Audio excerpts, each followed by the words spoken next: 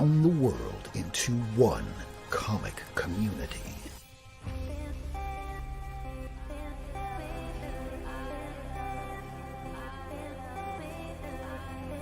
We support the just pay and recognition of these comic creators' comic fam. Because comics are for everyone. It's 10 p.m. Eastern, live from the United States to Australia. This is the Not Near Mint Show. Welcome to the Not Near Mint Show, everybody. Hey, we have a couple changes here tonight. You might have noticed a couple things. One being that we're moving the entire show. The schedule has changed. We're not doing Wednesdays anymore.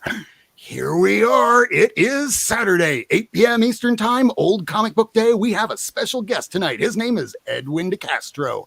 The name of the book is Lost Between Worlds. We even have the great return of... Oh, you hear him laughing back there. Why don't we just bring everybody in? We got the Mind Shift with us, too. What up, everybody? Welcome back, man. Michael.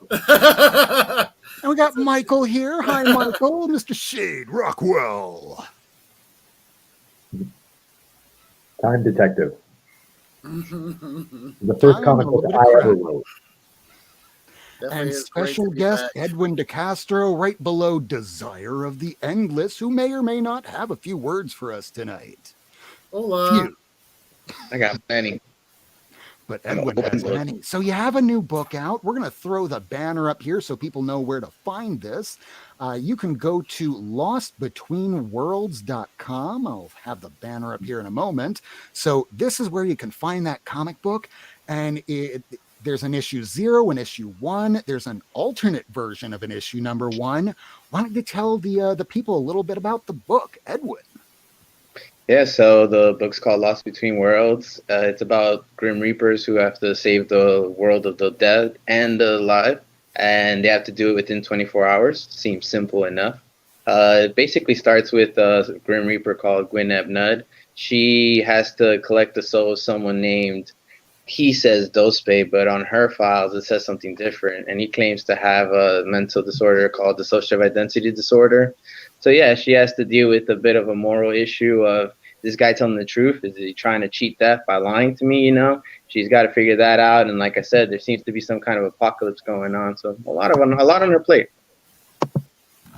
And one of these places where people can go and find this book, and I'm going to drop the link in the chat in just a moment, but you can find this entire first issue, the Hour Zero, over on globalcomics.com.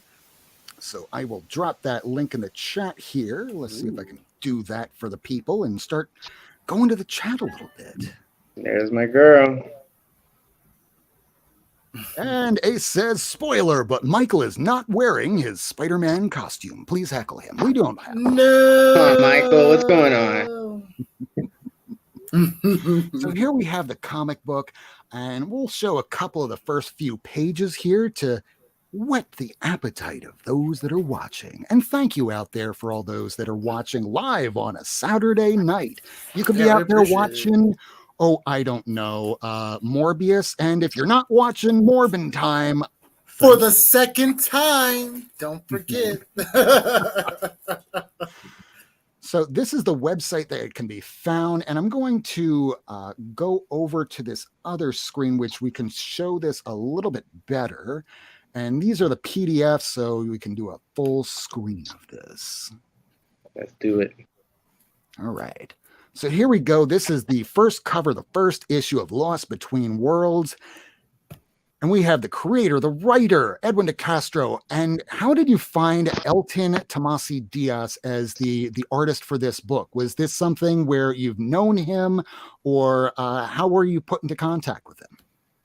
So to go into that story would be kind of going into the story a little bit of the alternate issue. I'll elaborate on that a little more later, but the alternate issue was actually supposed to be the first version.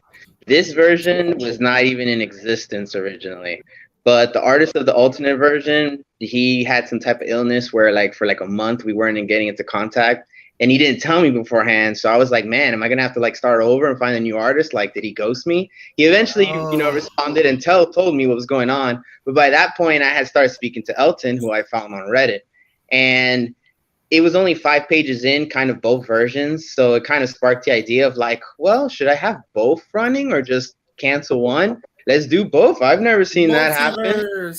Yeah, so exactly. I was like, I can kind of use it as a alternate reality kind of thing and have, little differences. Also have the art style be different every time. So, you get a different artist on board for each issue. I thought it was a pretty cool idea.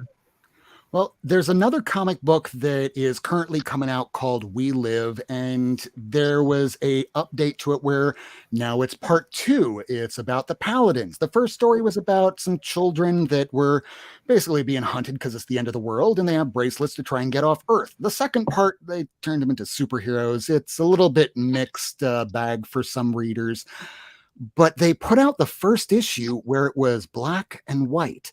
And in doing this, a lot of people just picked up one, believing, well, these goddamn alternate covers, I only need one. They get home, they read it, then they talk to some of their friends that are also reading the book, only to find out that they were 2 separate books. They told essentially the same story, but from different perspectives. And whether people like the story or not is irrespective of what they were trying to do. I know that Bad Idea tried doing that with their passive aggressive book, but taking something from one perspective and then doing it for another. We saw that from Orson Scott Card when he did Ender's Game. And then after the whole series was over, he did the one about this kid that everybody thought was nobody. Yeah. And it was Ender's Shadow. Yeah, you know what I'm talking about. I love that series. So seeing different perspectives, that goes all the way back, and probably even before that, to Akira Kurosawa when he was doing it with Yojimbo and Sanjuro. And you're just seeing things from different perspectives, and it changes the way the reader thinks, and it invites them to read the story, and it engages more. So I like that idea. Yeah, I thought it was pretty cool. You can have them side by side if you wanted and just try and see what's different. Like one really big example that you can spot easily is the beginning of the main book is at night, but the alternate one is in the daytime, for example. But yeah, just little things like that. Oh, we even have Hoodrat joining us tonight. Hopefully you wound up getting my address from Mindshift. I think I sent it to him. Pretty sure I sent it to him. Yeah, because earlier today, since I got back last night from Key West, got a package from Tyler Chin Tanner, so we'll be opening that up tonight. And I know Ace got something from the mail. We have no idea who sent it, so yeah, we have a packed show tonight. No straw poll. It was a busy, busy week, but that will be coming back very, very soon. And yes, if you wanted to poll, Ace, I'm sure puts that in the chat from here and there.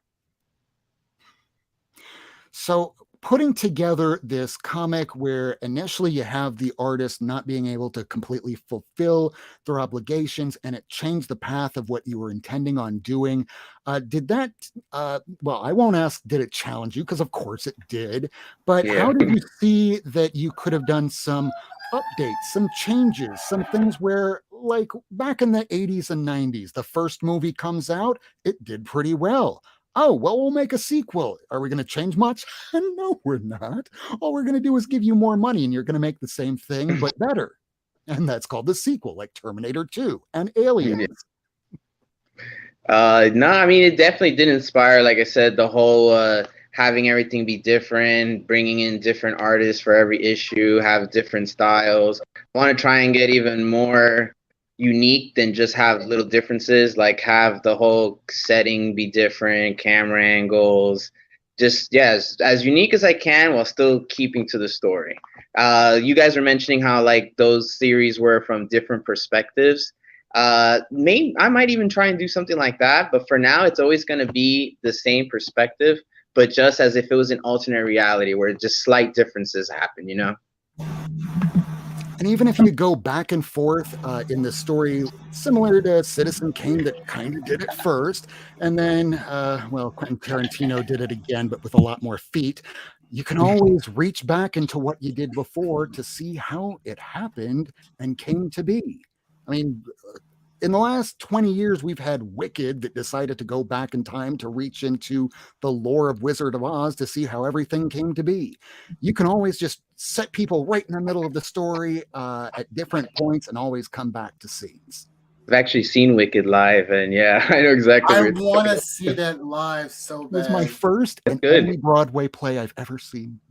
I've been to two. Yeah, two. I've been to that one and Alice Looking Through the Wonder Glass one. That one's pretty Oh, I heard that one was really good too. Yeah, it's like a circus act also besides the Broadway. It's pretty cool, yeah. Oh, nice. Yeah, I'm a pretty artsy guy. I like all that stuff. Well, it's good to not just be only into comics. You can like movies, you can like Broadway, you can like books. When you're a I creator like or a writer, anime. it's great to be able to pull from so many different things instead of going, well, I only know how to write about military stuff, so that's only what I'm going to do. That's pretty much what I do. Like I just pull from everything I love and kind of wrap it up into my own experiences and just how I want to tell the story. Like one of the inspirations for Lost Between Worlds is definitely Death Note, the anime. I'm sure you guys Yes, I love it. The ending Yeah, was like- great. that one scene where Light's asking Ryuk the Shinigami, you know, what's your purpose in life? And he basically tells him, like, you know, I don't remember. We've just been killing people for so long that we continue living that we just don't remember anymore. And that always triggered a thought in my head, like, you know, they had to be like your traditional Reapers, right? That's why they can see a person's lifespan, probably Yeah. their time is coming. So yeah, that little that little thought triggered a rabbit hole in me, and I just went down. That's crazy how inspiration works. And I would think Yeah. that a Reaper, especially after just finally getting around to reading Grimm over the weekend, and I would expect if you have lived not 100 years, not 1,000 years, because that's bullshit time. We're talking thousands of years, hundreds of thousands, millions, billions of years. After a while, it kind of reminds me of and it took a while to get to this point, but when Brian Michael Bendis did Powers, eventually I got still need to around read saying, that. well, hopefully I'm not going to spoil too much. No, you're but I'm fine. gonna spoil a little I'm gonna thing. read it anyway. I'm gonna read it anyway. So the lead character winds up being an immortal in a similar fashion as the Eternals, only that if you have lived for so long, you can only remember so much.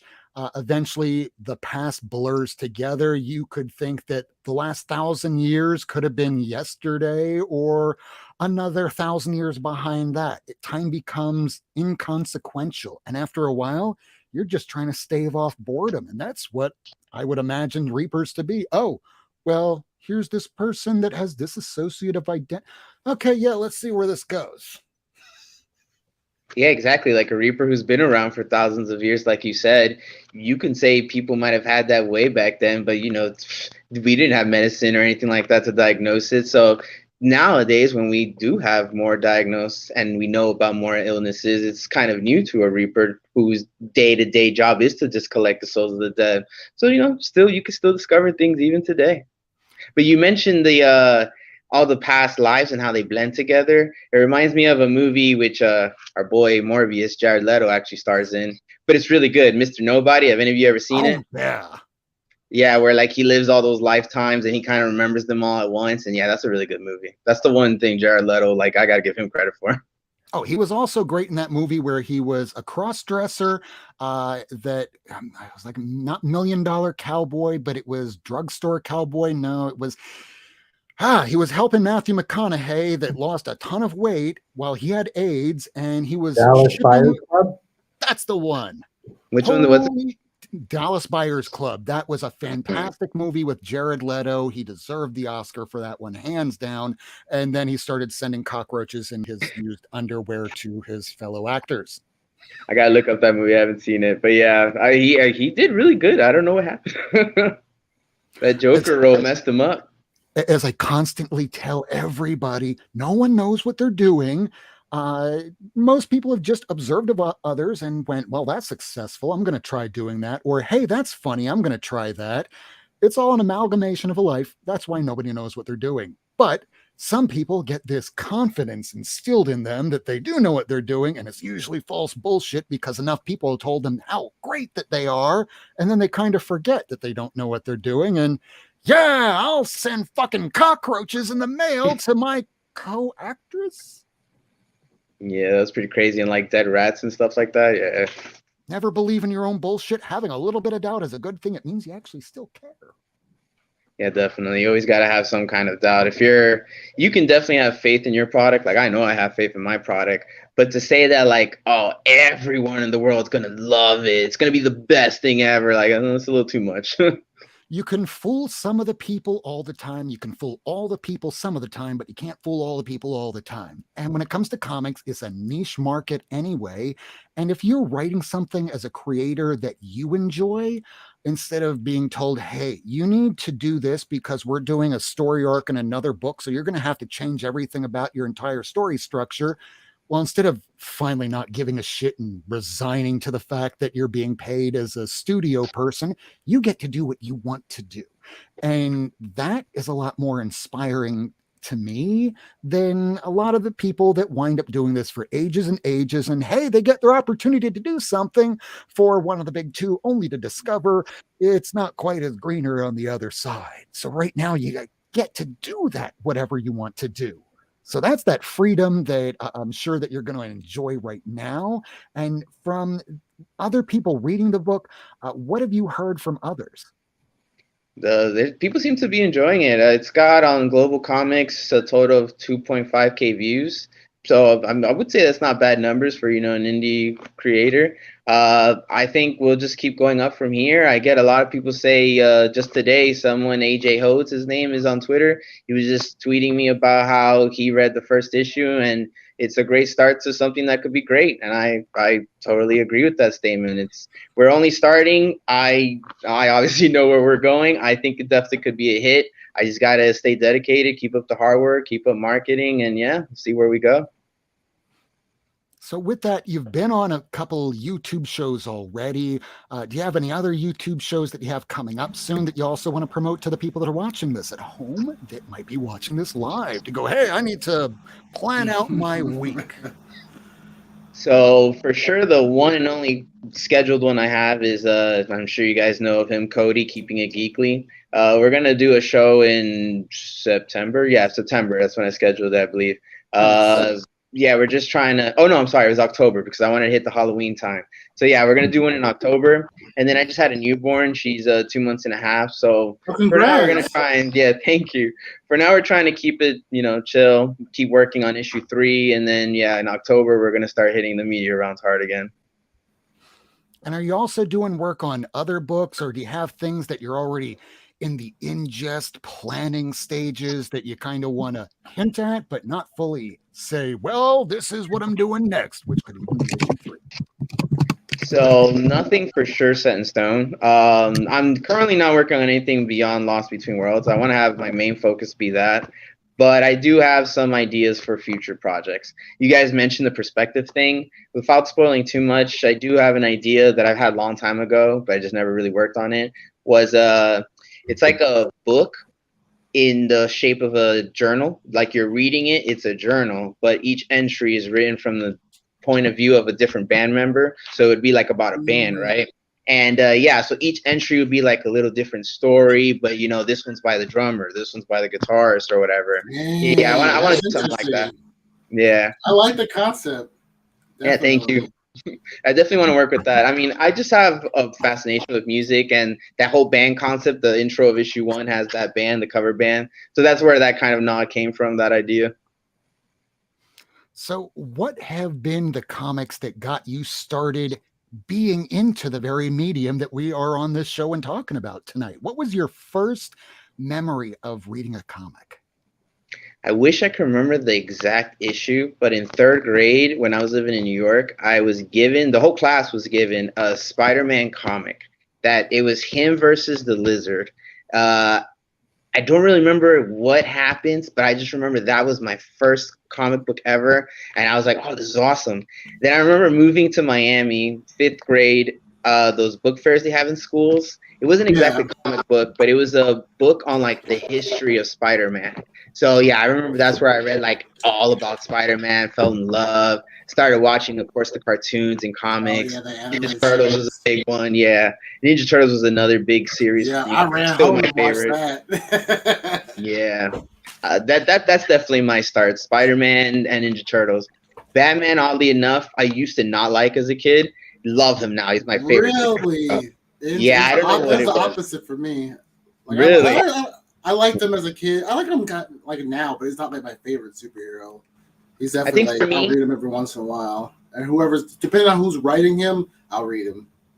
Yeah, for me, it's like when I was a kid, I was like, he doesn't have superpowers. All he does is talk, talk, talk. But now as an older, I enjoy the stories more. And yeah, I think that's what it is. Yeah. Oh my God. I don't know if y'all watch other YouTubers, but there's this guy, Solid JJ. He cuts up these old 1960s, like Super Friends, redubs them. And the most recent one he Oh just yeah, I did follow was him. it was a riff off of the old Tower of Babel storyline from JLA, where he breaks the news to the Justice League. I have a way to disable each and every one of you. Superman, I have a kryptonite bullet, and if that doesn't work, I'll nuke you. Wait, what? Flash, I will drop an anvil on your head after I get you to run at a time. Wait, that's a Looney Tunes.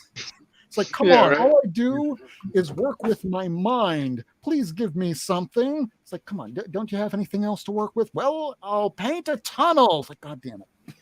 Let me pull out the shark repellent right now. That's supposed to be a little goofy. And now we're also having people talking about Daredevil. He might be a little too goofy for She-Hulk.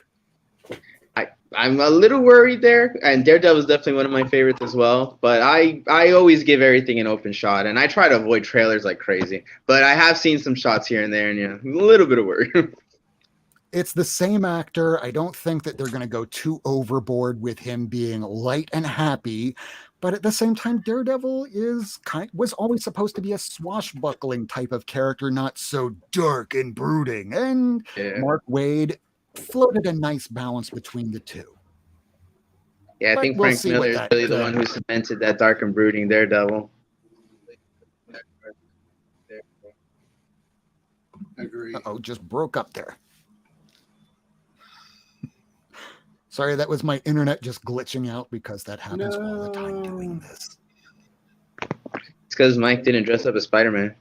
I never said I. I'm just listening to what Ace said. Sorry. Well, he does occasionally like to dress up on the show, and well, we'll hope to invite that one day soon. For my con appearances, my fiance dressed up as my character, and yeah, I can't thank her enough for that. That was awesome. That's awesome.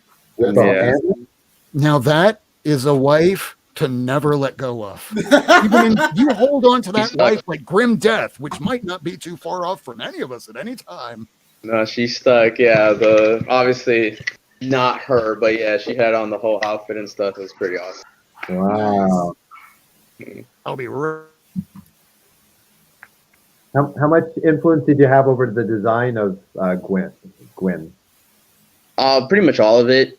She went through a lot of iterations. I've posted them before on Twitter. Like if you see her glow up, as they put her, like first version to what she is now, there's definitely a big difference. But some inspiration is basically Uma Thurman from Pulp Fiction, her character in that. She's a big inspiration for Gwen. Also, I might have to watch that tonight. That's a great classic. movie. That's definitely a classic. Yeah, definitely that. Carmilla from Castlevania. I don't know if you guys have watched that. Definitely. Yeah. Mm-hmm. Her look and Uma Thurman's kind of personality is what inspired Nice. Gwen. Yeah. I love the combo inspiration. That's great. Yeah, people seem to really enjoy her character, and I enjoy it too. Well, another kind of inspiration, because I could have gone with a male Reaper, of course, right? But I'm Hispanic, and when you speak about death in Spanish, you use feminine pronouns. So to me, it just felt natural to just make her a female, and yeah. Yeah. Makes sense. I noticed some Mexican kind of mythology in it, but there's also then Ragnarok, a little bit of a spoiler. So that's from Norse. So is that kind of part of your vision, is to have all these visions of death kind of amalgamated together? Yeah, pretty much. Gwen comes from Celtic mythology. Yeah, so Helena, which is coming up in issue 3, Hell basically is her inspiration. That's also Norse. A little spoiler for issue 4, we're going to start throwing Baron Samedi in there. So yeah, we're trying to branch into a lot of places. I like the concept of seeing different variations of death, because it's like, oh, I want to learn more about this. Let's jump into this culture and jump into that culture. That's awesome. That's what I wanted. I wanted people to, like, if you know it, you could be like, oh, cool, I see what you're doing. Or if you don't, you just look up and learn like I did. Yeah. I don't know about every single religion and god of death, but I've learned a lot. Yeah.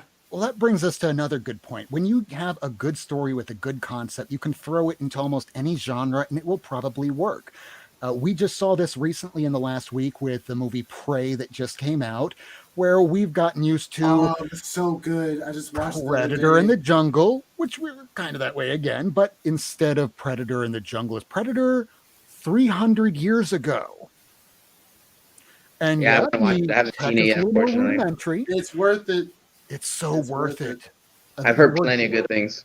We are getting a lot of people that are on the negative side, and those are usually the loudest, most vocals, and they're the trolls. We try not to listen to those people because they should live under bridges and be ignored rightfully. But that movie is good. Apparently, they're turning it into a TV show, and really, if I was going to do this proper, I would do it similar to American Horror Story. Every season, put it in a new setting. Samurai era, 1800s? Yes. Put it in like the Norseman times with the Vikings? Yes. You have the Reaper there. You can do it at any time, any place, anywhere around the world. That would be a great idea. And what's cool about it is, like, you can even have some seasons where the Predator wins. It doesn't always have to be the Predatee or whatever. The Prey. It's right in the title. I haven't seen it. I slacked. It's okay. I'm not going to spoil anything to say everybody dies at the end. If it's anything like the first Predator, I mean... enough people die, but not everybody. It definitely gives homage to some of the older done like Predator a Norseman and then movies. took everyone. Okay, yeah, it's on the docket. Like I said, it's kind of hard to find time these days, but I'm already knowing, yeah. 3-month-old, yikes. Yeah, her 3-month birthday, whatever you want to call it, is literally a week from now. So yeah, it flies. Oh. Is she talking walking yet, or is she behind? Yeah, the second issue is dedicated to her, of course. She was born like nice. right. I think it was a week after release, yeah, or maybe it was before. It was a week, give or take. I can't remember exactly. Oh, so if you're using your phone as your camera right now, and I know that you have a new shipment in of all the books, you want to tilt the camera around to show the people what you're having to deal with right now.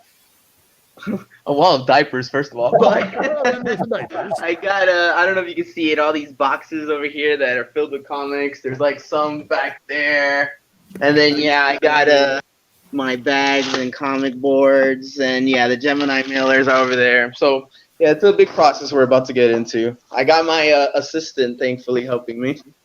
Nice. Assistant being the wife, greatest wife ever. Nod.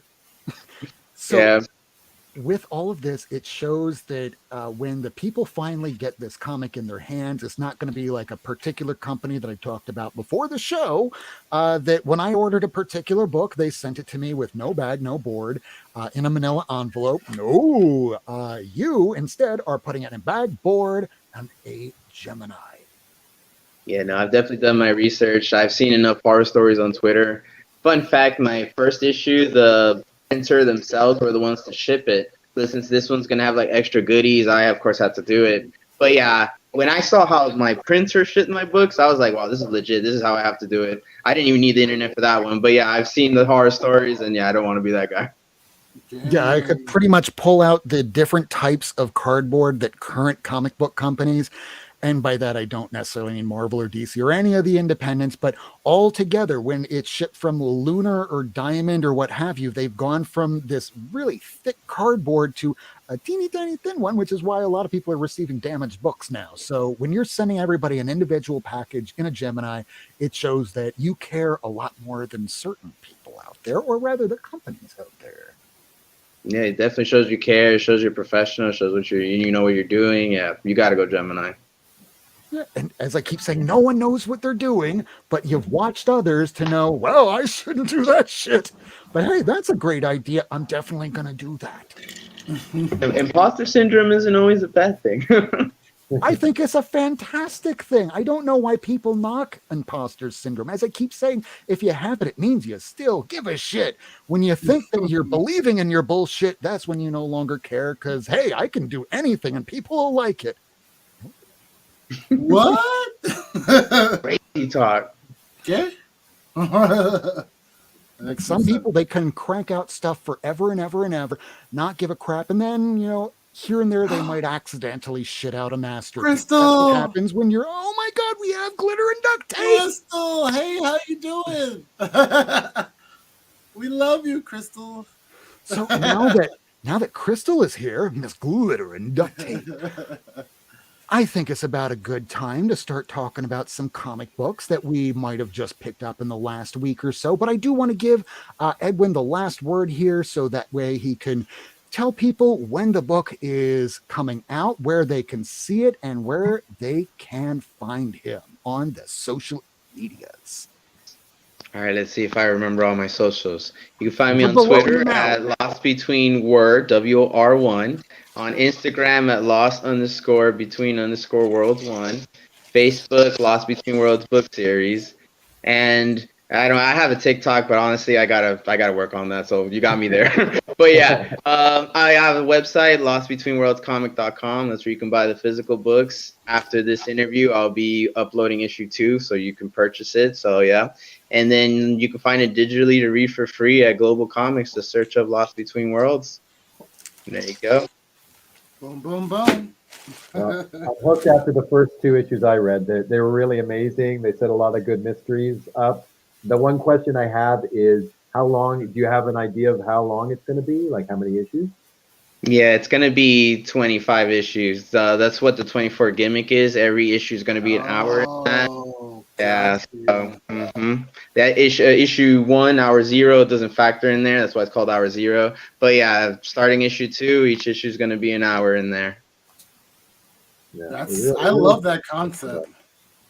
Yeah, thank you. I haven't even seen 24, but then someone reminded me about that. And I was like, oh yeah, that did have that kind of gimmick. But yeah, I haven't even seen it. Yeah, dude. Even 24 kind of screwed up their gimmick a little bit because when did anyone go to the bathroom? I got to go rescue my daughter for the 4th time in the last 9 hours. So in between that, I need to take a shit. I'll be right back. Yeah, and then it ran so long that it's like, how do all these crazy events just keep happening in 24 hours? They kept threatening that they would nuke a city, and it took until what, the 4th season when they finally did it.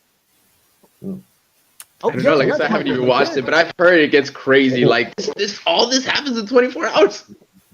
Yeah, they really amped up every season by having. What was it, like 10 seasons? Well, they went off for a few years. They brought it back, and then they switched out the leads so that way they didn't have to keep Kiefer anymore, and nobody watched that shit. I didn't even know that. Yeah, I guess that second version of the show is like not even watched because I did not even know that. Never heard of that. Yeah, same here. That's news to me. It's like when they tried doing X-Files, bringing that back, and then they ended the whole series with, okay, here are these 2 new assholes that you're not going to give a shit about, but we're going to do a new season. No, you're not. It's funny and cute that you thought that you were. Yeah, too many shows that ends up happening to, unfortunately. There are too many that are going to be canceled, or if not, that they've been canceled already. And we're hoping that Doom Patrol and Titans aren't going to be those that will. No, I hope they come back. I love Doom Patrol, dude. Yeah, DC's been going on that tear. I've been hearing it's good. We tried starting to watch it as a crew all together, and that totally fell apart because our busy ass schedules. But hey, it's been a long ass week. I'm sure we picked up a few comics in between us. Do you think that we're ready for a little bit of comic book therapy, showing what we picked up, whatnot? Sounds good to me. Here we go. Comic book therapy. I'm going to get what I want. Christ.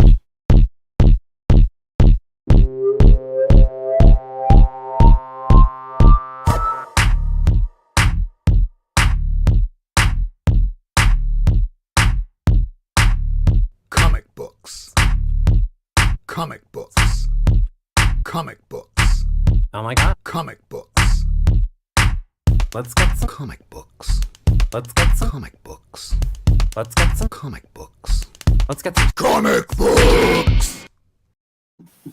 Hey, let's see what everyone picked up over the course of this I last week. missed that. So comics on the mind. I know it's been a minute. Have you gotten anything in the last month? I mean, I picked up a couple things to read. Nothing like crazy, but I can show a couple things. Oh, it's all on my face. It's all on you. Perfect. You're the star. So these are just some books I picked up in the last 2 weeks, just to start. I haven't bought comic books in a minute, so it was good to get back and buy some books to read. So this first one is Space Lady. I believe it's from Behemoth Comics. It was really good. I really hope it can find issue 2. We got to see if we can get the creator of this series on the show. It's really good. The concept is hilarious.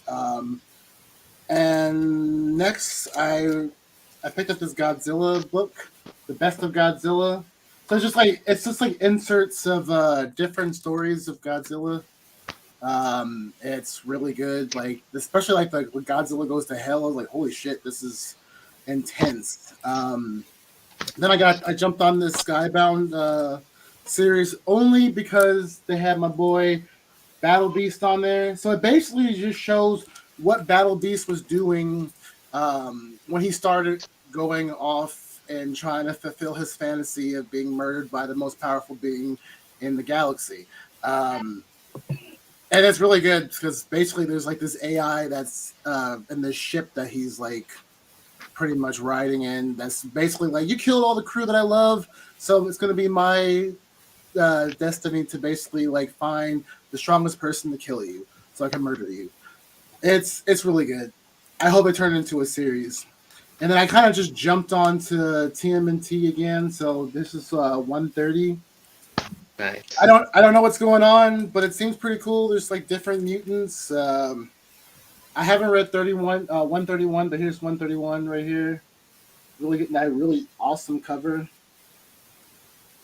And then I had to get Zdarsky's Batman run.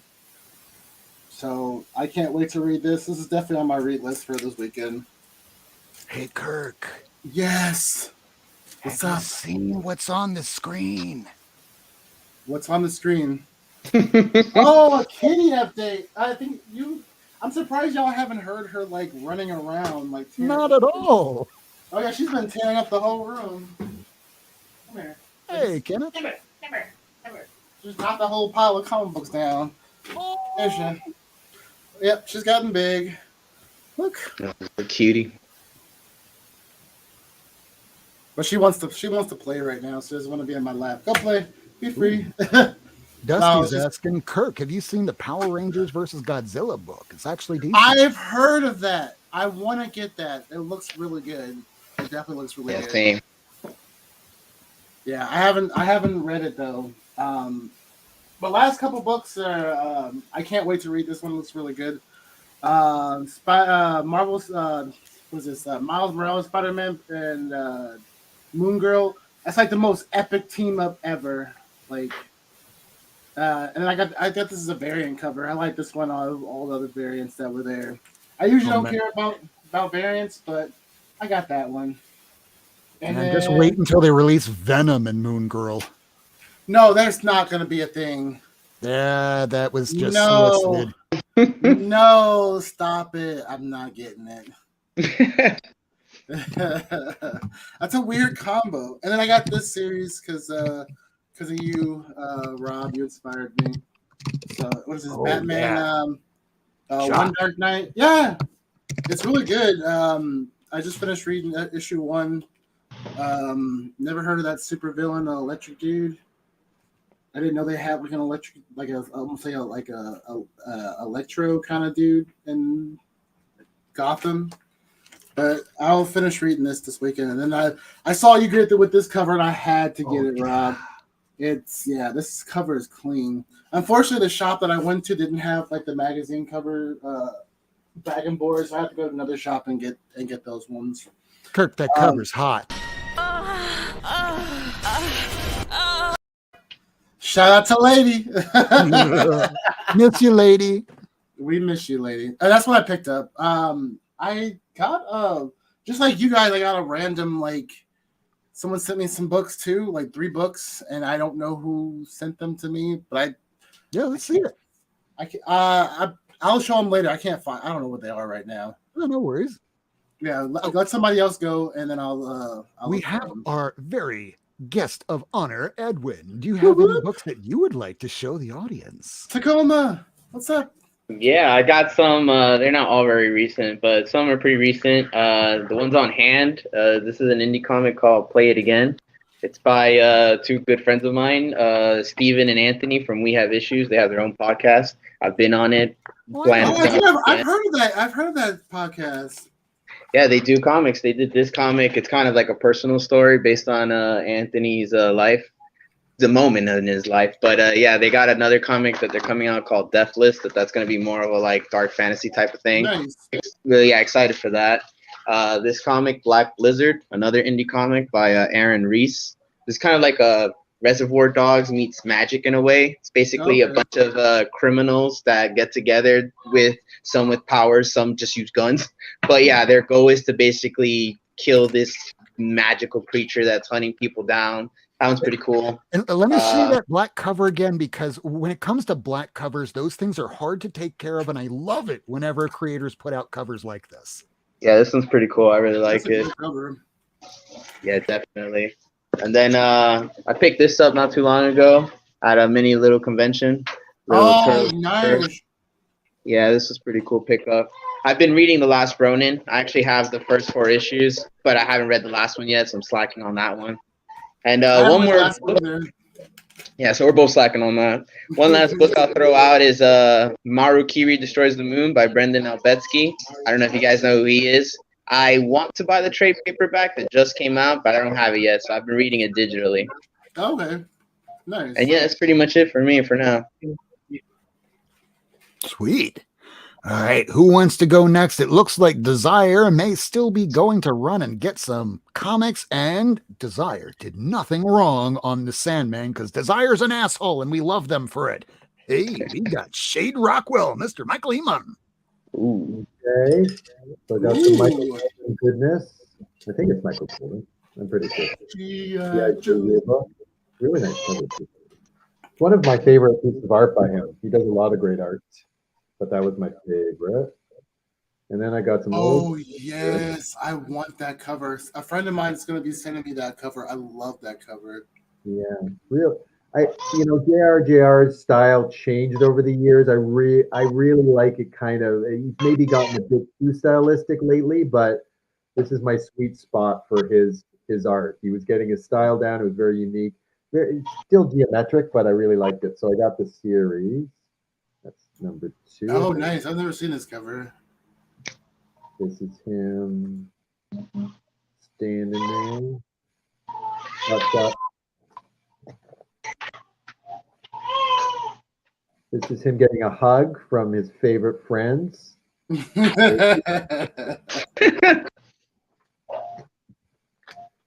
Quite the hug. Oh. Hug it out, bro. When you got nothing left, you got nothing to lose. More hugs now. Is it war? Oh yeah, now it's war. And then I got a few really old ones. I guess this is one of his first. Yes. Ace. Issue. Oh, sorry, yeah. Ace. Warning. Warning. Warning. Warning. Banger alert. Banger alert. Holy fucking shit. Look at that fucking book. Oh my fucking God! Look at that fucking book! Oh my God! Look at that book! Jesus! Oh my God! I like turtles. I love it. And I couldn't get all the issues. I got number 5. Michael's pulling out some classics. I know. You got 1, but so that's the cover to have. Honestly, I have 2, 3, and 5. I have that one. Okay, I'm got missing 1 and some- 4. Yeah, It was only supposed to be 4 issues. I know, really, I yeah, didn't know that.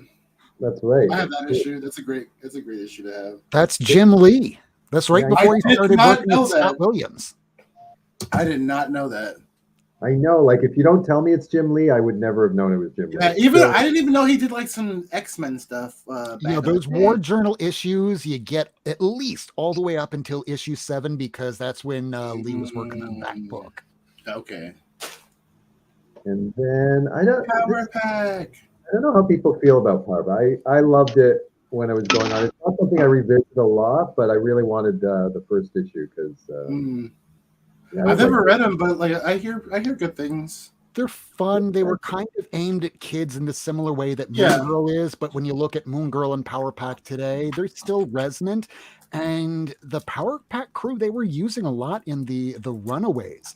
So Weren't the they X-Men? They're like mutants, right? some of them have been, yeah. Oh, okay. They're not X-Men. They just had mutant powers. Few of them. There's only one mutant on the Runaways. Oh, okay. Oh, yeah. Yeah, the little girl that's more powerful than Wolverine and Colossus combined. And then I always have to get my graphic novel. I got a good deal on Death. Oh, yes. Oh, I picked up a trade too, actually. It's the deluxe edition. Oh, Neil, yeah. nice. That's nice. Yeah. It's a nice collection of that I need to of her read little that. miniseries. I think there's a couple of miniseries in here, but yeah. So that was it for me. So my graphic novels and all. As you can see, I'm reading most of my modern ones online. I find just because I'm running out. We were talking about it before the show started. I run out of space, so I try and get classics when I go shopping online. Yeah. Running out of space is a problem for all of us eventually. What do you got there, Mindshift? Oh no, I picked up one of the trades for Sweet Tooth. Oh, nice. So I've been reading through it. It's like the first one. I want to finish it before I watch the Netflix show. I know I'm behind on that show, but this has been a show that's been on my list for a series that's been on my list for a while, and it's been really good. I love the concept. It was trippy seeing the betrayal, but I love it. I love it. I can't wait to read The TV the second show one. is beautiful. Nice. The TV show, much like Sandman, follows it pretty close to the vest. Made a couple updates here and there. They kind of combined elements of the story, brought elements that were later in the issue a little bit closer towards the beginning, kind of to make a more cohesive story. Because when you have a comic what is that? That's almost like 50 issues, maybe 30 or 40. I can't remember anymore. I read it so long ago and I was drunk back at that time. So since they have the full layout of the story, they can reorient it so that way if you're trying to shorten it for TV or, God forbid, a movie, they could make it a little bit more coherent. Oh, what do you got there, Sheed? Ooh, A little shout out for my daughters. nice. They know I love Alice in Wonderland, so one drew me the Mad Hatter, and That looks really good. yeah, she's That's great. nice. Yeah. And then my older one, she knows I like to be rich and wear shorts. Richie Rich, that's a classic. Yeah, my little brother loves those comics. I used to read a lot of the Archie ones. Yeah, I did too. That was my mom was like super strict and wouldn't let me read any of the other comics. So I read those in like Teenage Mutant Ninja Turtles Adventures. Those ones. Yeah. Yeah. Archie Digest, so easy to find. Richie Rich Digest, impossible. Does it even still actually run? I didn't even know. I was gonna say, yeah, I hadn't seen that forever. Archie still runs. You can get. Yeah. I see him Richie Rich. definitely. They won't. Yeah, they're always open. at the supermarket. You see them in the little aisle all the time at the cash register. I agree. That's where I used to read them. I know. I know. Jughead was my boy. Oh yeah, he was cool.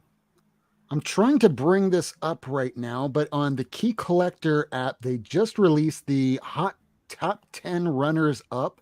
And one of those books that is pretty up there in price because of what it is It's the first appearance of Richie Rich, and that just hit the top 10 runner up or top 20 runner up. No. So let's see what that looks like. Because Dot another number one, 3, little dot number 3.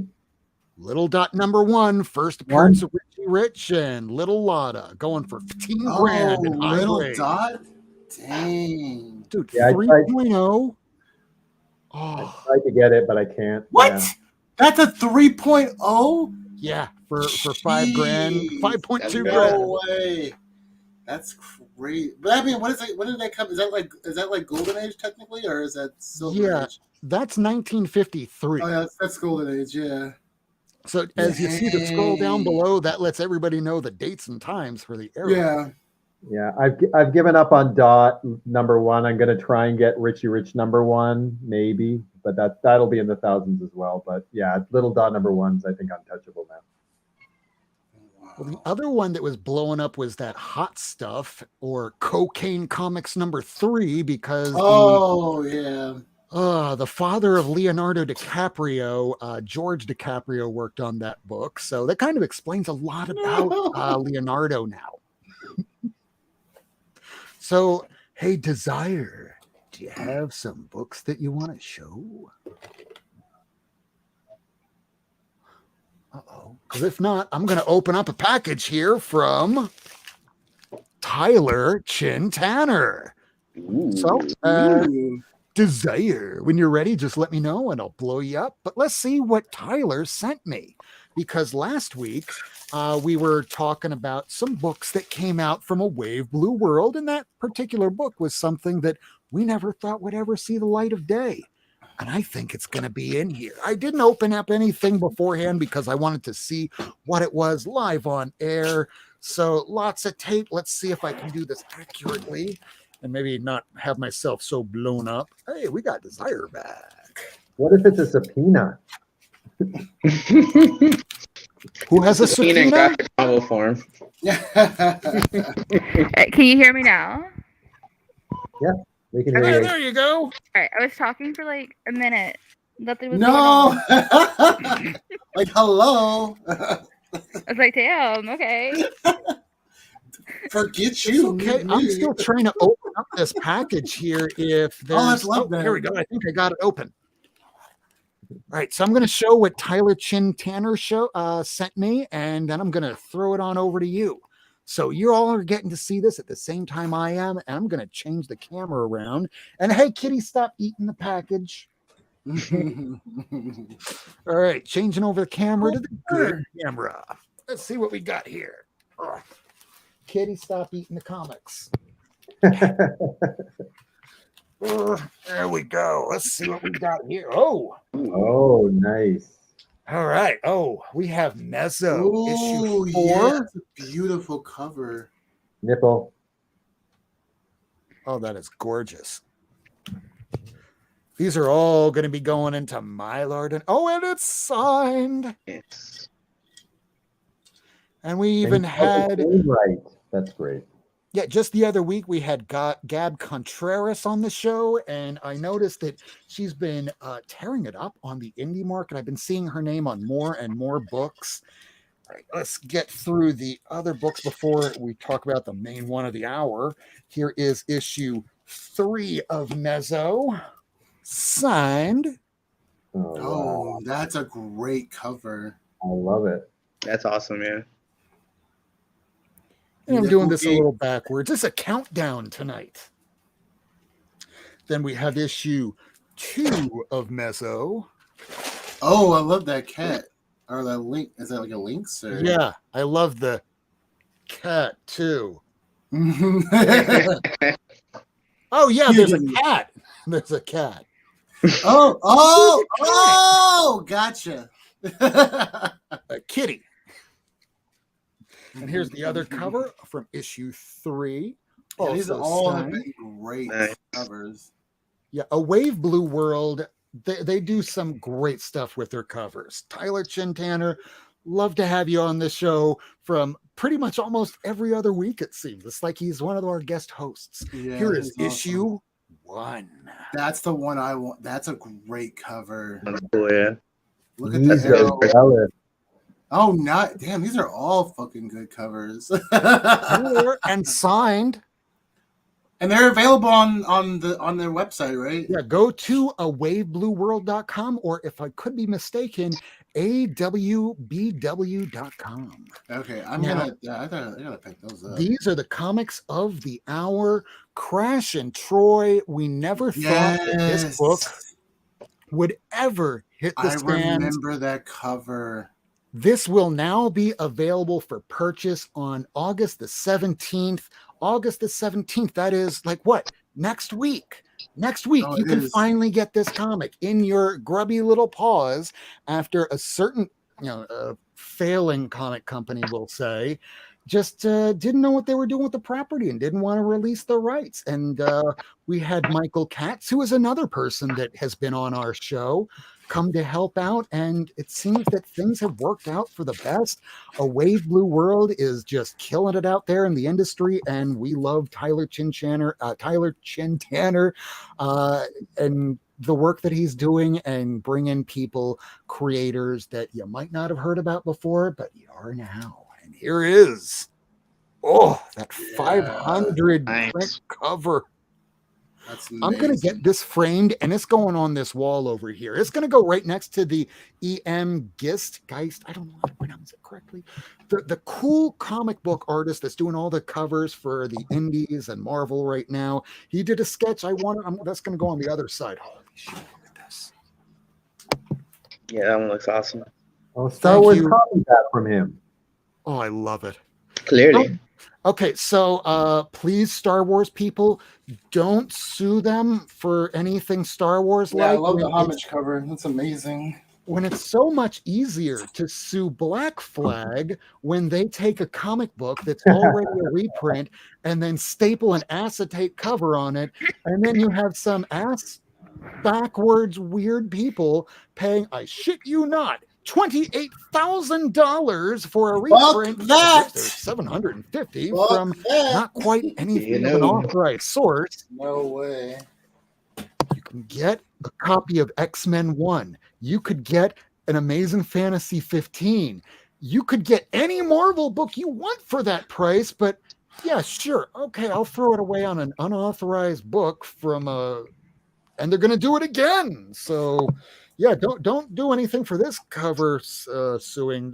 Do that to that other company. Holy shit. All right, so that was what I got from Tyler Chintanner, and let's see if Desire Ace has anything. Hello. What up?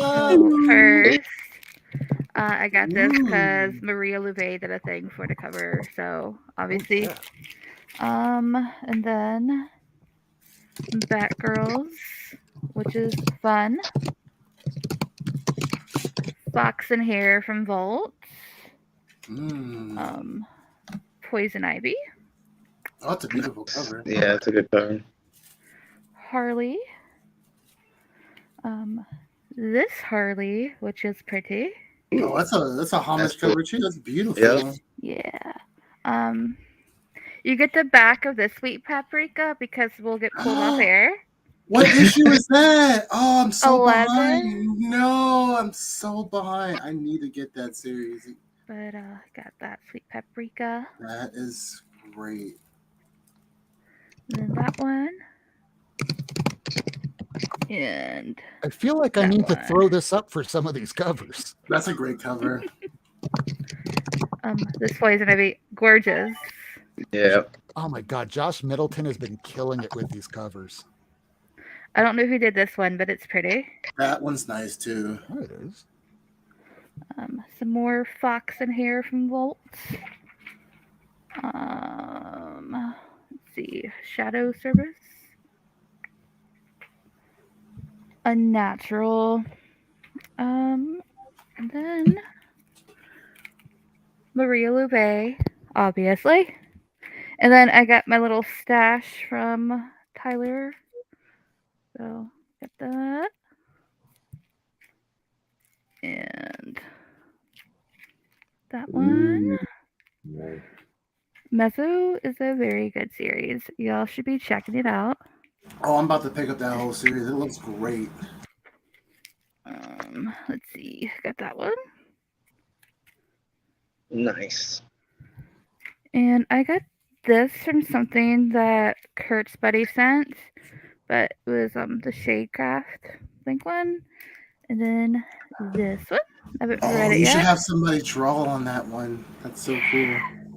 And then I got volume 6 of Sex Criminals.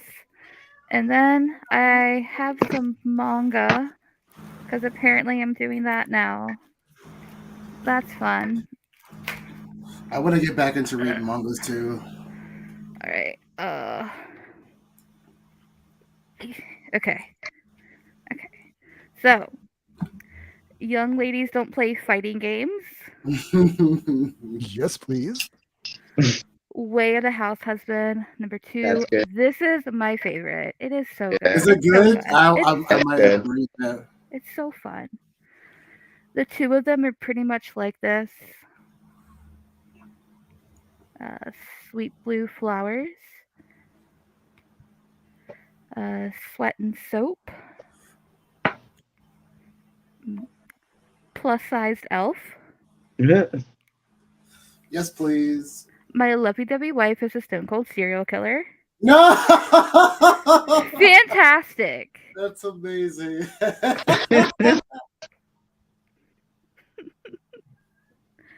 My androgynous boyfriend.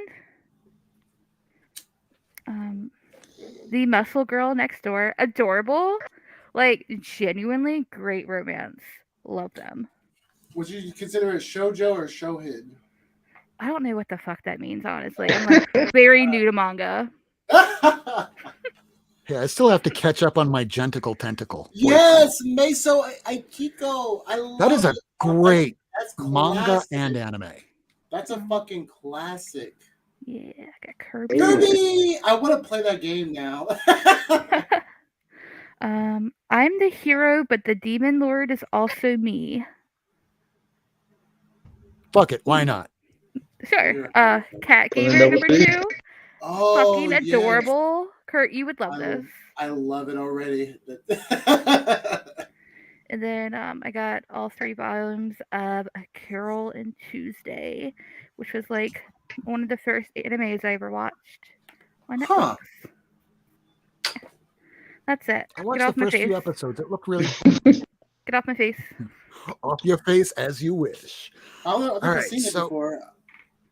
So I picked up a few books, and I'm going to kind of not blow myself up so totally fully, but let's see what I can do here. If What you any of them got? are Batman, everybody has to log off. Okay, there's probably going to be a couple Batman.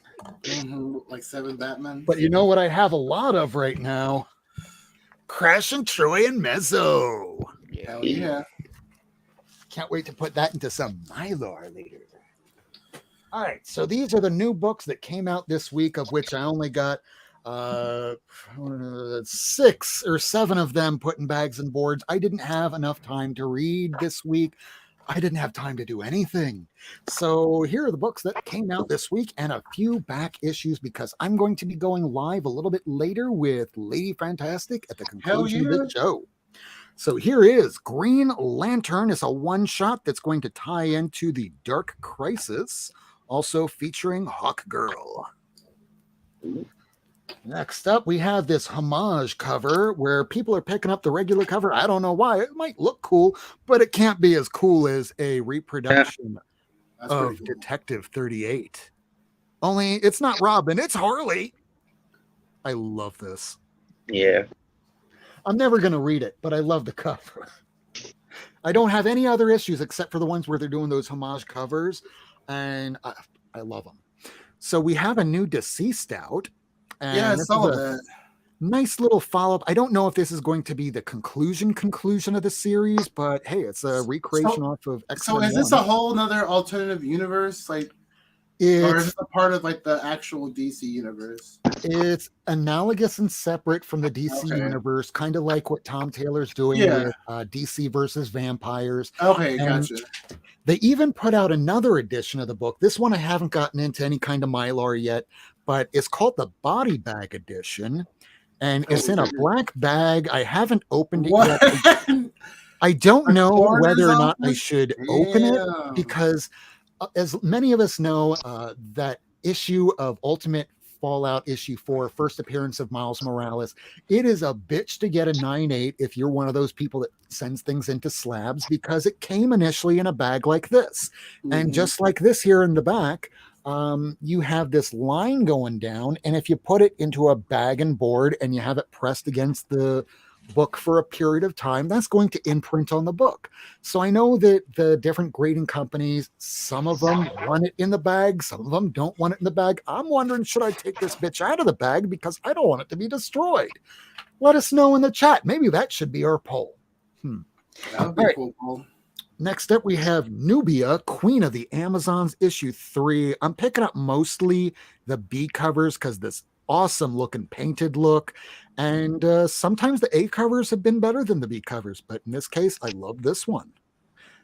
The details in DC's canon at the moment.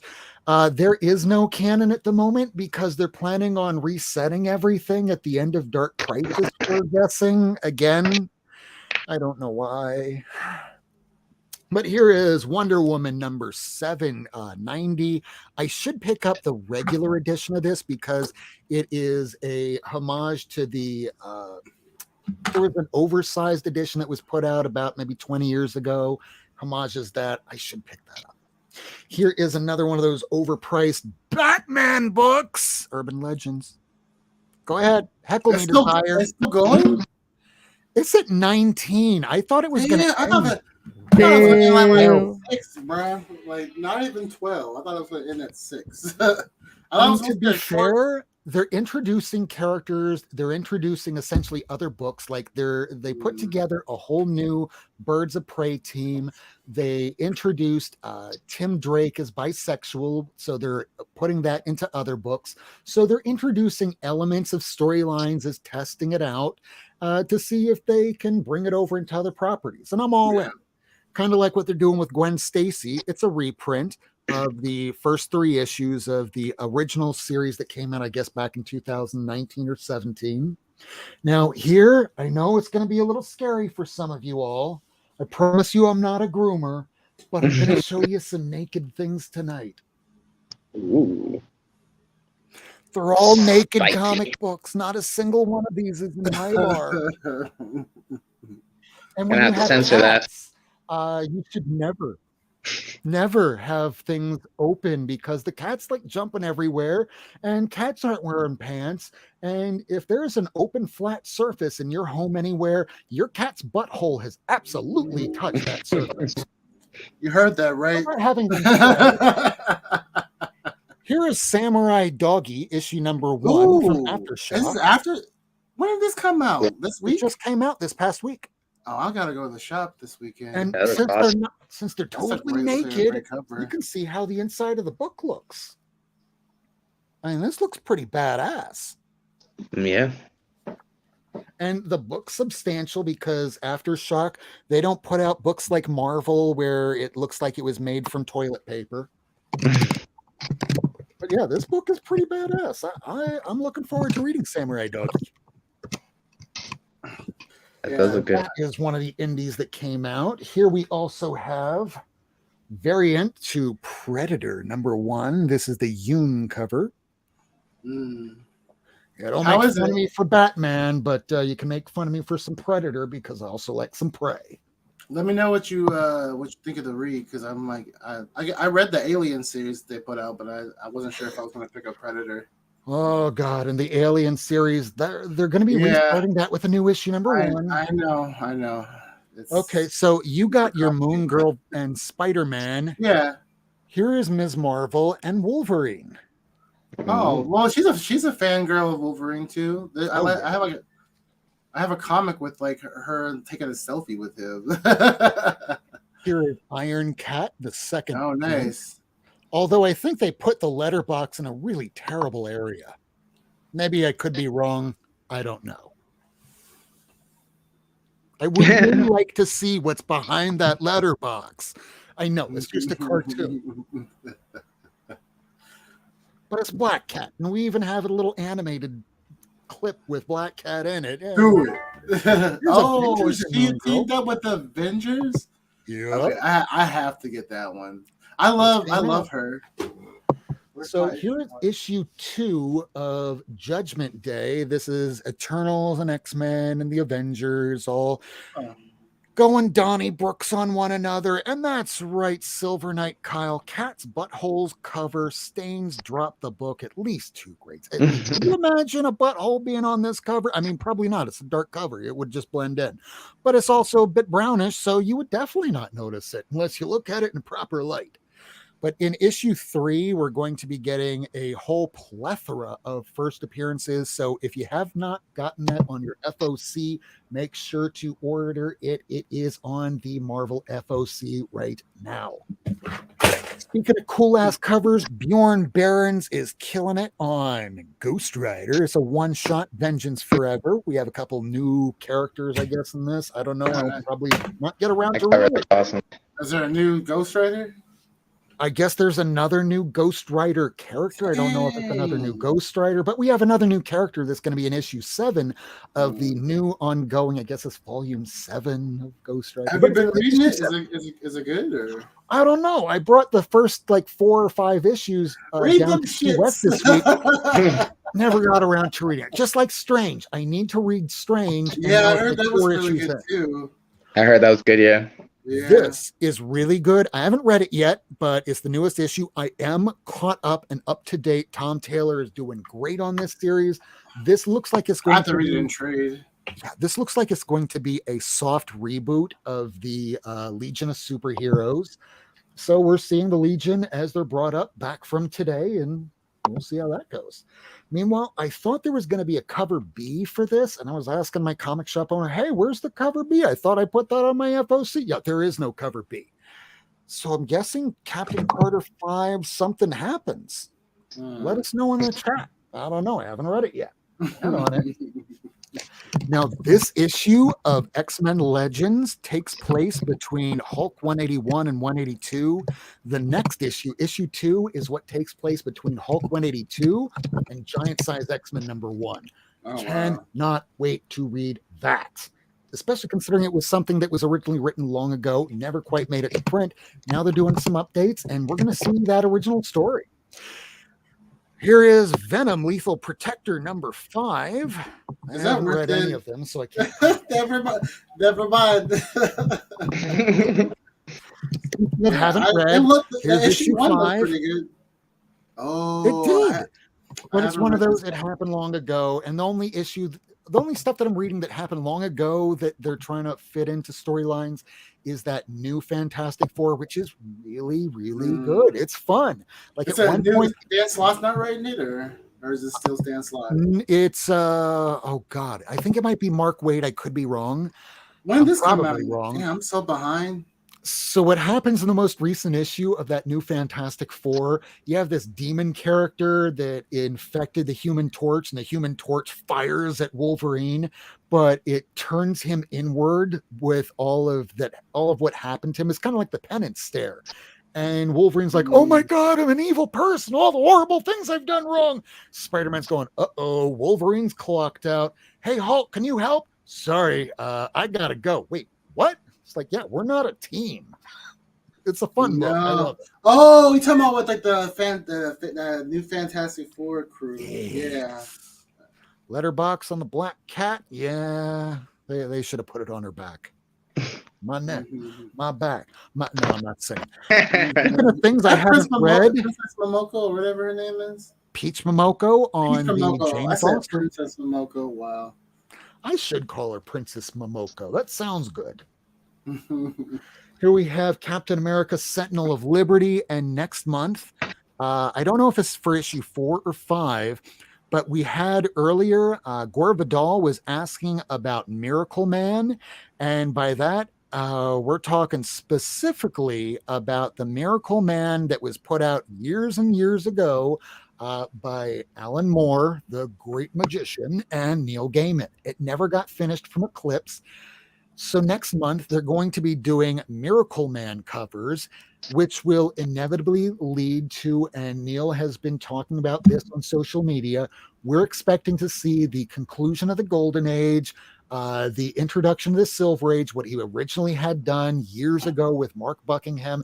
Cannot wait. It's something I'm looking forward to.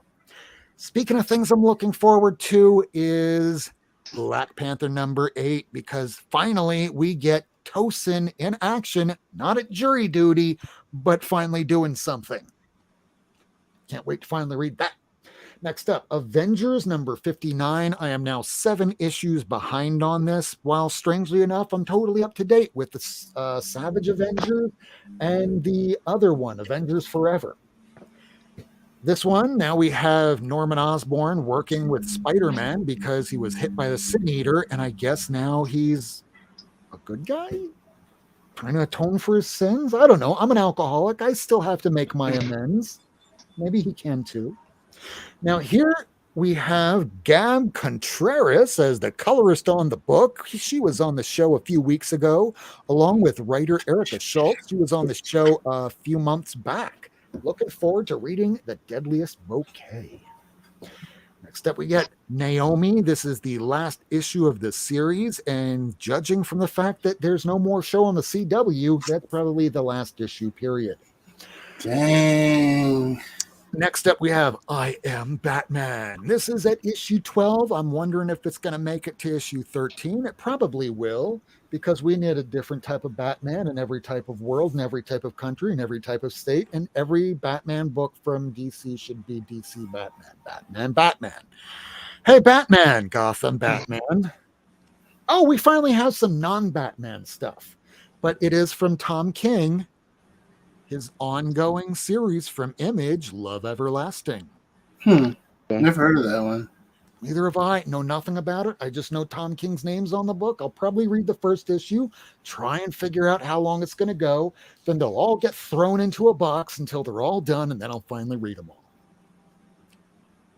Here's the alternate cover. And those are all the new books. I picked up a few back issues. I picked up a lot of back issues. What you I'm got? going to show you some of them because I'm going to go on live later with Lady Fan. Excuse me. Oh, I should probably eat something. I'm going to go live later with Lady Fantastic. So check out her channel right at the show. So here are the books I just picked up this week from Miami Fresh Comics. You can find this guy. He is my personal comic book dealer. Oh, we got Neil. Who's Neil? Oh, I thought we had a Neil in the show. Damn. No, I said Phil. That would have Sorry. been so cool if Damon was watching us. Oh, that would be I awesome. mean, Gail Simone has watched us a couple times. That's was amazing. Awesome. All right, so these are the books that I got from Miami Fresh Comics, and I'm going to try and put his logo on here.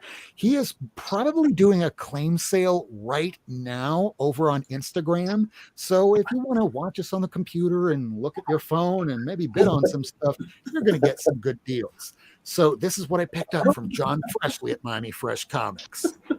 Oh, nice. What series is what Spider-Man series is this from? This is volume 2 of Amazing Spider-Man. This is what will later lead into the J. Michael Straczynski storyline, where he introduces Moreland and the different Spider Slayers. This is another one I was missing. First, I love that cover. Floating head. Floating head. I know you beat me to the punch. Yes, great floating head cover. Oh, not just that, but this is when they were just Wonder starting Man. They were starting to take away the nose of Iron Man because Stan Lee, while he was touring the country trying to promote his different Amazing Spider-Man TV show in the 70s, he was like, Iron Man looks really weird without a nose. And the artist took it to mean, I guess we should draw him with a nose. And it was the strangest looking thing. It happened for like a good year until one day Stan's out somewhere. He picks up one of these comics and goes, what the fuck? Goes, hey, stop that. He probably should have been paying a little bit more attention, because had he been paying closer attention, Gwen Stacy would never have died. Here's issue 237 of the Avengers. And the last issue. Yeah, in the last issue of this Avengers series, Spider-Man was offered Avengers membership, which was promptly revoked. I have no idea why. He's like, no, I'm good. Meanwhile, in Captain America, his powers were taken away, and it lasted quite a while. This issue, he finally gets them back. Also picked up a first appearance of Moonstone, the first Moonstone, not Sophia or Carla. Carla Sofin? Yeah, I think that's the name. Here's issue 183 I was missing. Oh, that's I a think great they cover. killed somebody in this. Here is some Nomad looking all happy, free, and gay. And by gay, I don't mean that in any kind of way. I just mean he looks happy. Doesn't he look so happy? Hey, everybody. Gay Avenger. I'm a happy boy. Here it is, 353. This is the second appearance, first full cover of the Supreme Soviets. Oh, yeah. Those guys are douches. Now, I think it's the last issue where they say it's the first cover of Crossbones, but he's so tiny. This is the issue where you can really see him, but his head is turned. We want to see Crossbones and not like kill him off in that second Avengers movie so quickly and terribly. Here is Deathlock issue number 1. I'm pretty sure this is Dwayne McDuffie, but I remember seeing this as a kid all the time, but I never owned it. So I was like, oh, well, there it is. I guess I'll get it.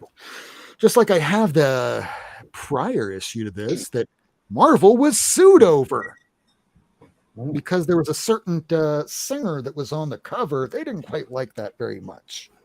Here's issue 17. This is the first cover appearance of Rintra. You might have seen him in Doctor Strange 2. You know, Doctor Strange 2. It's a great movie. Doctor Strange. Yeah, you can see I'm kind of working on stuff. That's a not so easy series to put together, that 1990s Doctor Strange series. Here is a Jack of Hearts appearance, because it looks like Jack of Hearts is going to be in the new She-Hulk series. If you try and if you try and find that Deadly Hands of Kung Fu issue like 22 or 23, the one with White Tiger on it, you can't find it for under $100 or $200 now. Luckily, I have the first issue. I am now only looking for an issue 2, but this is the Books of Doom with Paulo Rivera covers. And I want to read that. I heard it was really good. Been dying to read this. I can't wait to get around to it. Yes, thank you, Silver Knight Kyle. That is issue 22 of Deadly Hands of Kung Fu. That is the first cameo, full cameo of the Jack of Hearts. Whoever would have thought that Jack of Hearts in 2022 would be a character anyone would give a shit about. 30, 20 years ago, it's like, Jack of Hearts is in this? Oh, God damn it. Okay. I'll read it until he's out of the series. And then Brent Bendis killed him. And then did he become a bomb or something like that? Yeah, I mean, he is basically a nuclear weapon that can't fully control himself. But they someone weaponized him basically and blew up a bunch of people, right? Yep. Here is, I guess, the 3rd or 4th volume of Herc. Ooh, nice. Greg Pak, where he was doing Planet Hulk. Here is issue 250, because 100 issues ago, there was a badass Doctor Doom versus Iron Man in issue 149, 150. They go to the past, now they go to the future. Now, for those that watch the Ms. Marvel TV show, I thought it was fantastic. I loved it. They introduced the Damage Control. This is cover by Rob Liefeld, showing you that he can kind of sort of draw feet. Kind of sort of. So here's a book that I got for free because I got into about 20-minute conversation about this with my dealer, comic dealer. Don't do drugs, kids. So Blade, he's coming out in movies. You see, I have his first appearance back there. I have most all of his appearances, but there's a few I'm still kind of working on here and there. Mostly his early Marvel series from the 90s. That was a book no one gave a shit about, and a lot of people still don't. I'm sure the writing is not the most fantastic, but it's not so easy to find anymore. But back when Blade was making appearances in Tomb of Dracula and over in Doctor Strange, his last appearance was in Doctor Strange number 62, and I think they reference him in issue 67, and then he disappears for 10 years. You don't see Blade. They don't talk about Blade. Where did he go? Well, 10 years later, he appeared again. This would be considered his first modern appearance because he appeared in the Bronze Age and disappeared. So if you're looking, it's Marvel Comics Presents issue 64. Backup story. This is one of those issues of She-Hulk I was missing. It's a Iron Man appearance. I guess the first time Iron Man. Like She-Hulk. What was that? His nose looks like She-Hulk. Give him a nose. How about you give him a cat nose? Wink, wink, nod, nod. Hey, Wonder Man. It's Bill S. So, of course, I had to get it. I know it's blowing up. Maybe I shouldn't have, but it was $15, not 40. So, yeah, why not? Amy Grant, thank you. I just saw that in the private chat. Yes, Amy Grant was on the cover of that prior issue before it started. It was the second part of the storyline of vampires. And yeah, Marvel done got sued for that shit. Yeah, that's why if you're going to use somebody's likeness in any art form, you should probably consult that person first instead of unilaterally going forward with that person's likeness. Unless it's Sam Jackson, because then he'll just start going, hey, look, I'm in a comic book. Oh, these are the last two issues of Vision, the Scarlet Witch that I needed to finish out that series. So I picked up a lot, so much more. But I'm not going to show it right now. We're only going to keep the show pretty short-ish. Hour and a half. I think that's pretty good. So do check us out. We're going to jump on over to Lady Fantastic's channel and show a few more books. But otherwise, we're going to promote things that are going to be happening on our channels over the next week. So let's go around the room and see what's going on. Michael, are you going to be making any appearances on any channels, anybody's YouTubes, anything? No. All right. How about you? Keep it simple. Like I mentioned, I'll be on Keeping It Geekly's podcast in October.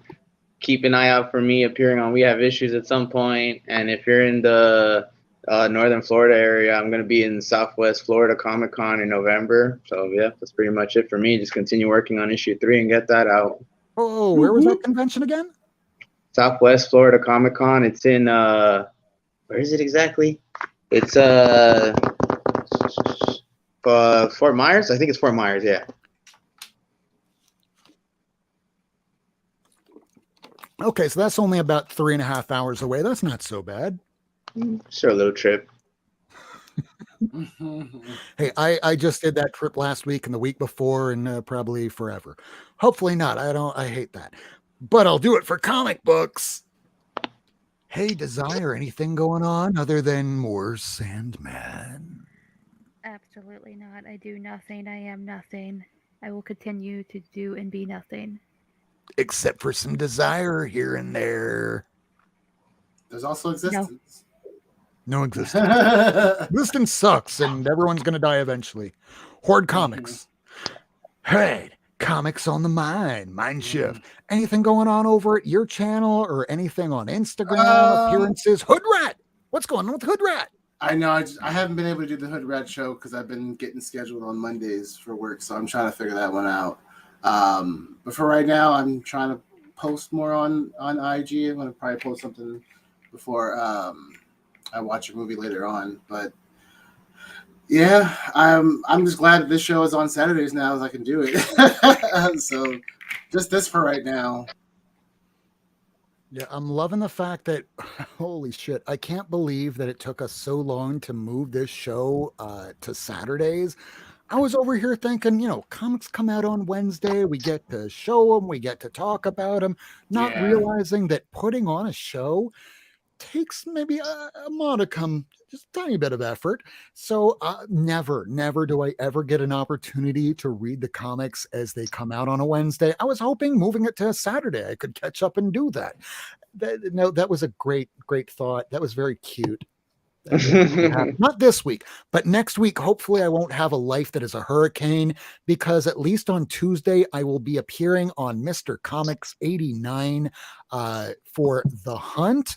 I will be playing against Sharon, Life with Two YouTubers, and her daughter, author Rena Brown, our very first guest we ever had on the show. So check that out on Tuesday. I guess that'll be on 9 Eastern time. Otherwise, we won't be on our usual time, 8 p.m. Wednesdays. We are now on at our new special time. That is absolutely correct. Our 155th episode it is official because our new time is Saturdays, 8 p.m. Eastern. So tune in for that next week. We will be back at our usual time. We love you all so much. Thank you for watching our show.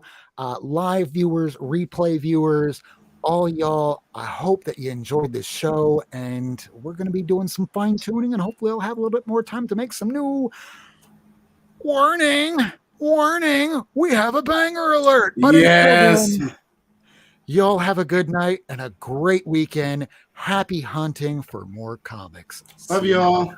Peace. Peace. Thanks for tuning in. If you want to see this episode again, along with a catalog of back episodes and issues, surf on over to Not Near Mint on YouTube, Twitter, and Instagram. Subscribe and hit that bell for notifications.